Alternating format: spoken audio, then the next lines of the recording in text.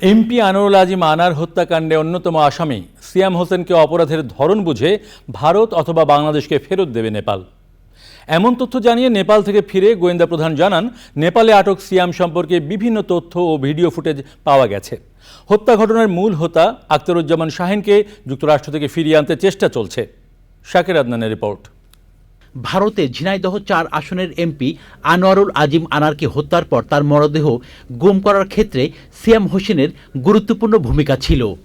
তাকে গ্রেপ্তারে ভারত ও বাংলাদেশের গোয়েন্দারা তৎপর হয়ে ওঠে।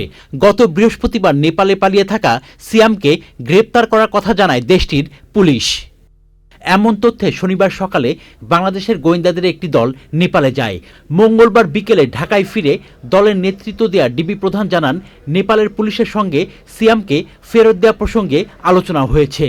ইন্ডিয়া আমাদের বন্ধুপ্রতিম রাষ্ট্র, আমরা যে এক এবং অভিন্ন লক্ষ্য নিয়ে আমরা দুই দেশের তদন্তকারী কর্মকর্তারা কাজ করছি। যেহেতু তাদের সাথে ইন্ডিয়ার সাথে একটা তাদের এক্সট্রাডিশন ট্রিটি রয়েছে, যদি তারা সেই হিসাবে যদি তারা তাদেরকেও দিয়ে দেয় অথবা আমাদেরকেও দিয়ে দেয়, সেক্ষেত্রে বাংলাদেশ এবং ইন্ডিয়ার তদন্ত করার ক্ষেত্রে কোনো সমস্যা হবে না।